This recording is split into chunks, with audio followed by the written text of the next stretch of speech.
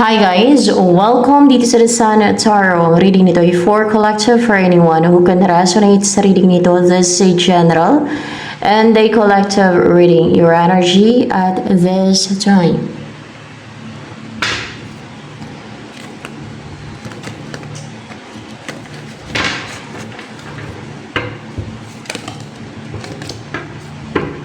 Knight of Wands. You're aggressive, passionate, active, energetic, happy-go-lucky,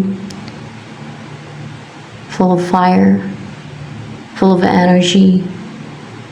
You're attractive, mabilis. For sure, mabilis ka kumilos pagka ganito eh. Ano pang energy mo? May horse yan. Justice in reverse.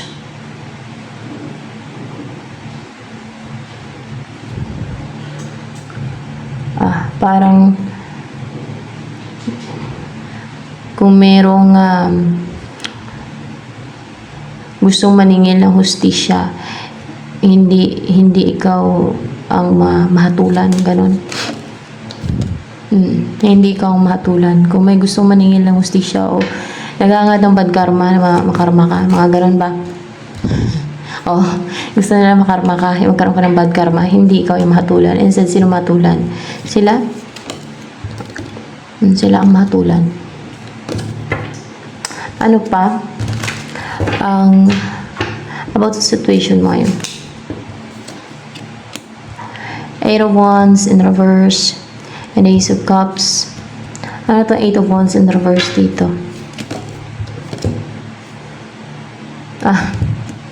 Yung mga gusto mong atake sa iyo, yung mga aggressive, impulsive na mga tao.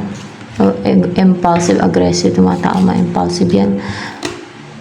Hindi impulsive, aggressive. Mga deceit nila, mga deceit nila guys. Hindi makagalaw, hindi kumikilos, hindi nagkakaroon ng action, ganon, hindi nasisend sa'yo. Kasi in reverse yung Eight of Wands, and then merong bumubuo sa'yo o there's new love or a blessing na ma-receive mo. Kasi walang humaharang na sa blessing na papasok sa buhay mo. Wala na mga deceit and scheme na haharang. Gawa ng iba na deceit and scheme nila. Ano pa?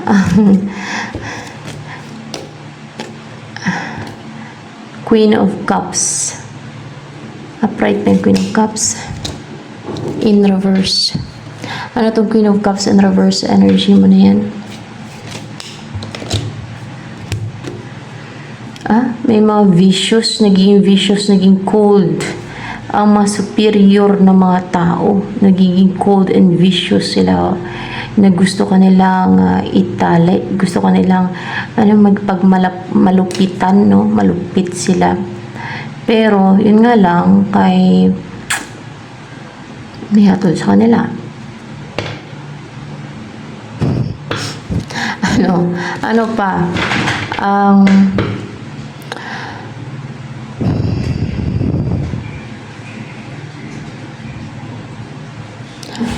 About sa'yo. May mga tao na superior na gusto mong maghari-harian pati sa buhay mo, na parang wala sa sarili, hindi alam yung tama sa mali, na they're type of people na mga hindi makatwiran, mga crook pati yung mga yan. Nine of Swords. Ano to, yung mga vicious na mga tao to? Vicious na yan? Vicious hindi. Itong mga superior sa buhay mo, yan ba yan? Yung Nine of Swords. Yung mga superior sa buhay mo. Mga superior sa buhay mo. Para bang alam yung superior na feeling na may control sila, na yung buhay mo gusto nila kontrolan, pero yung buhay nila hindi nila makontrol. Yung buhay nila hindi nga nila maayos-ayos. Hindi nila ituwid, no, yung sarili nila. Hindi nga nila maintindihan yung buhay nila. Ang tatamad pa. Puro lang hilata at gusto mangontrol ang buhay ng iba, hindi na nahiya. Para ba nag-aabang na lang, nag-antay na lang, nakatulan, afterlife. Ganun ang kanilang pamumuhay. Very toxic. Well, sila ito, nag-overthink, kada isip ng isip, parang natuturate yung utak nila, parang sumasakit na nga yung ulo nila, kakaisip. Bakit sila isip ng isip? Kung paano ka ma-dominate? Baka ganun. Oo, kung paano ka ma-dominate. O, diba? Gaano ka crook? Kung ano ka crook yan. Kung gaano ka foolish o maganyan tao. Kung gaano sila ka-deserve na mahatulan afterlife. Oh my gosh. So, ano pa? Ang tungkol sa love life mo. Hindi na tenga ang yung love life o hindi na matetenga pa. Yan may, hindi. Hindi na tenga yung love life mo. Baka yun na yun talaga. Hindi na tenga yung love life mo. Bakit? Kasi hindi na to makagawa ng mga deceit and scheme. Yung mga atake nila hindi na kumikilos. Hindi na gumagalaw. Isip sila ng isip. Kaya kadalasan sa mga ganyan ay nasiraan nila ng ulo kasi ganyan ang pinagagawa nila. Isip ng isip kung paano mag-dominate ng iba. So, Diyos mio. Instead na iisip nila ng isip sa kung paano i-dominate yung ibang tao, para paano kontrolin yung ibang tao, ikaw. Ay, kaya iniisip nila kung paano sila kikita ng pera, magampanan yung obligasyon nila, di ba? Mapaganda yung buhay nila, o di ba? Kaso ganyan sila mag-isip eh. They're like a parasite. Parasitic lifestyle. Ano pa? Well, it's their choice. And it's their choice na mapunta saan? Sa impyerno? Sa abyss? Choice nila yan. Baka hindi sila naniniwala na may impyerno at may abyss. Magulat na lang yan sila. Afterlife. Ay, ito pala yung resulta ng mga nagawa ko nang buhay pa ako. Mapaganon na siguro. O kaya malala pa yung reaction nila pag nandun na. Well, buhay nila yan. So, ano pa? Ang next na mangyari sa love life mo. Sa iyong love life.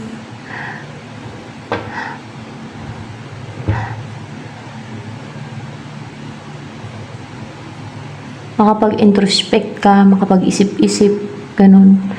Maliwanagan ka, kasi makapag-introspect ka about sa love life mo. So, ano pa ang mangyayari sa love life mo?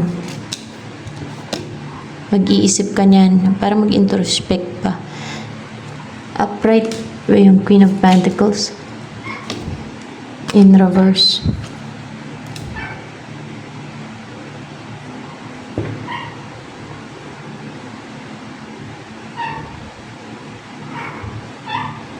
Unbalanced, unstable, ungrounded. Sino ba yung mag-pursue sa'yo? Meron ba? Meron naman. At mag-effort pa nga sa'yo continuously. Parang uncomfortable ka lang. For sure. Ano to? Uncomfortable. Maging uncomfortable ka. Merong babalik from your past na hiwalay kayo. Yun ang ibig sabihin dyan kasi may babalik eh. Hiwalay kayo niyan, babalik siya. Babalik siya. Sino yung person na yan na mag-effort sa'yo continuously? Yung lumayo sa'yo. Yan na yung babalik sa'yo. Upright ba to, Empress? Yes. Someone attractive. Good looking, nasa kanya ng lahat, or a marriage material. Very attractive to person. A combination of 4 queens, so balance yung kanyang personality.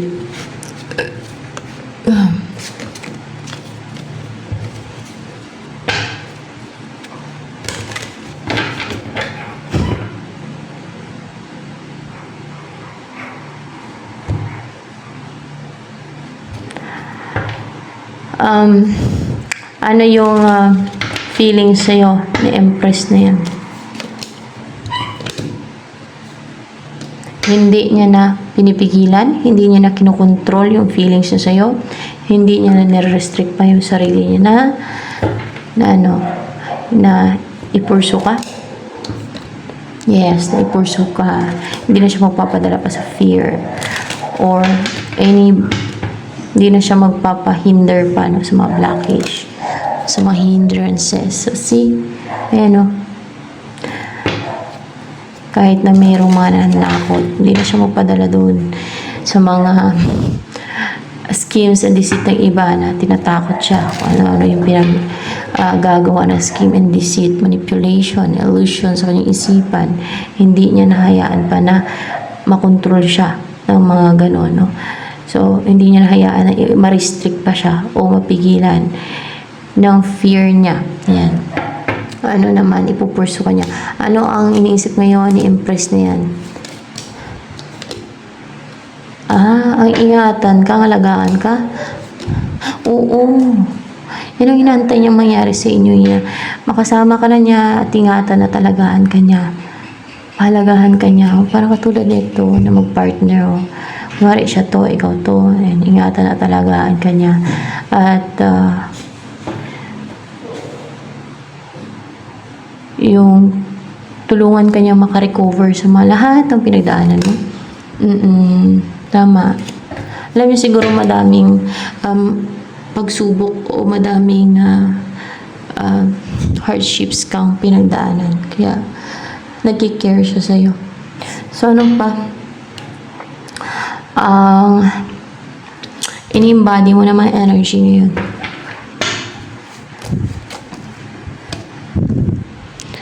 Ayan. Sharpshooter ng bow and arrow. May focus ka sa target mo. Determined na ma-hit mo yung target mo. And fiery, brave, strong, full of strength yung personality mo.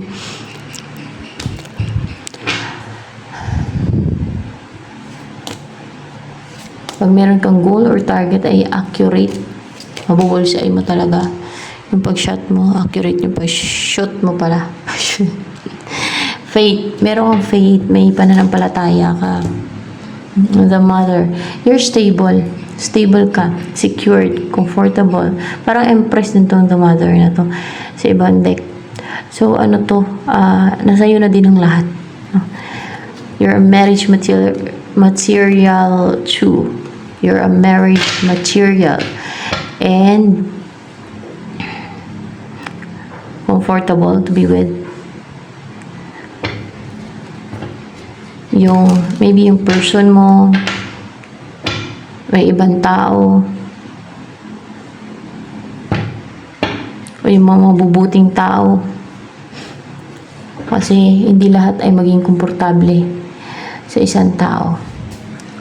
Lalo na kung chosen one ka, at or else ay hindi taong origin mo, we can say that na ganyan.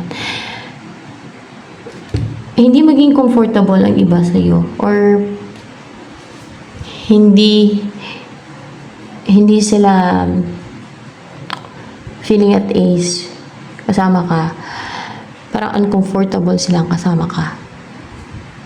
Kaya nga yung mga chosen one, kahit sa chosen one pa lang, ayaw nilang isali sa kanilang circle of friends, yung mga chosen one. Kasi uncomfortable sila.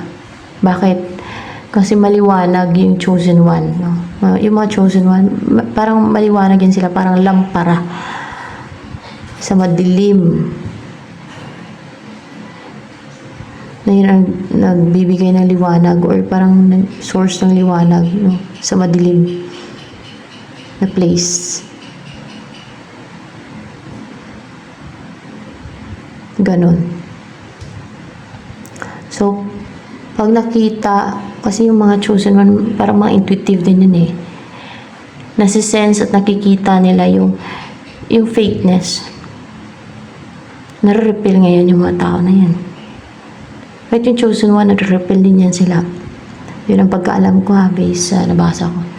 Sa ano pa, ang next na mangyari sa'yo.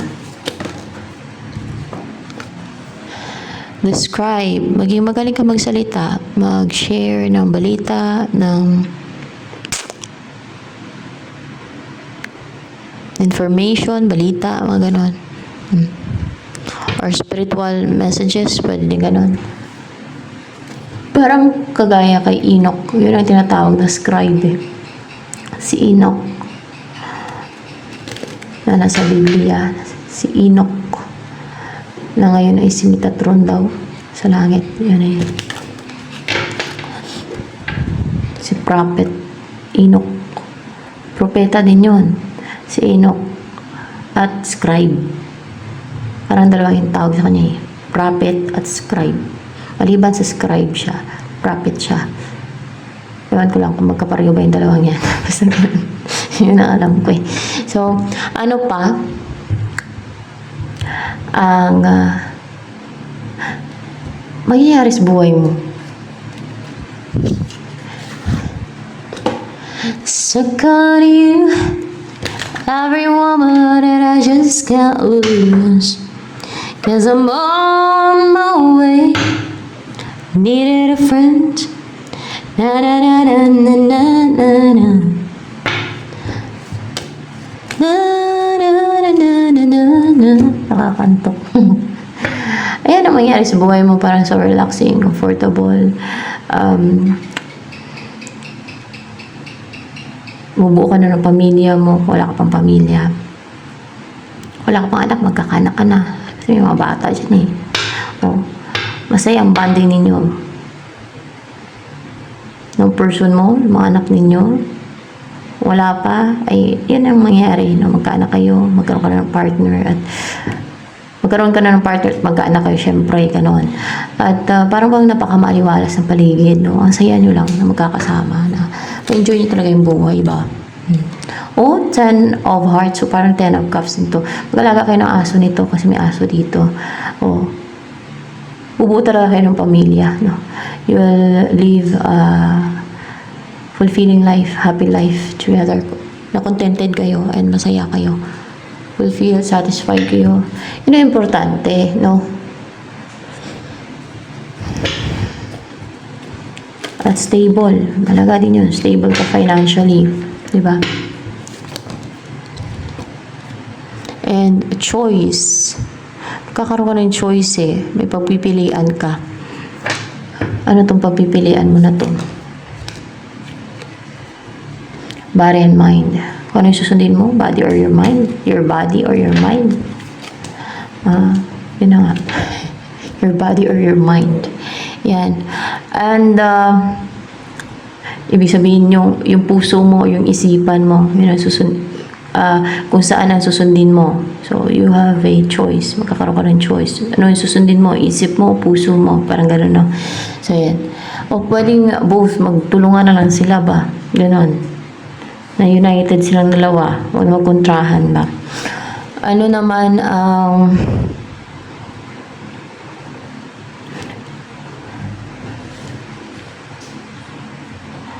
next move? Sana ba yung isa? Ni Empress na yan sa'yo. 'Cause I'm on my way. Needed a friend. Knight of Cups. May offer siya, cup of love. Ay, naku guys, ang ganda.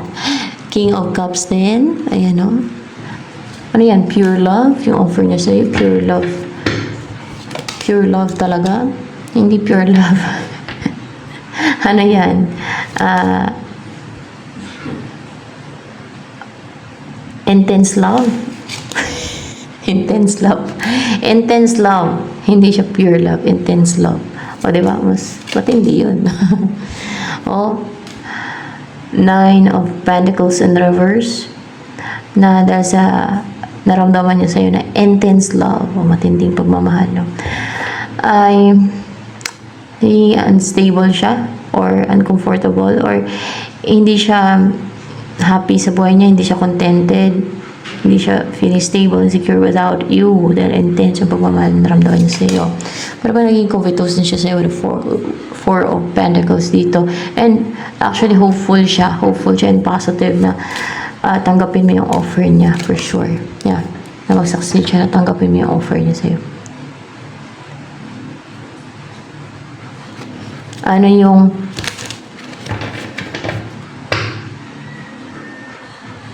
gusto sabihin sa'yo ni Empress na to? Yan. Ikilos na siya. Hindi niya nayala yung sarili niya, mas stagnant pa, matali pa. Kasi gusto niya makasalat yung dalawa. Makapagbati siya. Hindi siya magpahadlang sa mga humaharang, sa mga parang mga ano to, yung mga evil forces na gusto mong madlang, no? Three of Pentacles, may gusto siyang buuin ninyo na magkaroon ng pagtutulungan sa inyong work collaboration or pagtutulungan ninyong dalawa. Siguro yung bubuo kayo ng pamilya o bubuo kayo ng pamilya, yung magsama na kayo. So yan. Anong message sa'yo na Yahweh? Kasi ang alam po si Yahweh, ikaw pa rin po ba Yahweh nagagay dito? Ay, siya Yahweh pala. Pa rin. Tinatamad ako, nantok ako. Si Yahweh pa rin. Strength and page. Ay, ewan ko ba? Ano ba itong isa? Upright, tinata ito eh. Bahala na. Ayoko na yan. Ayan.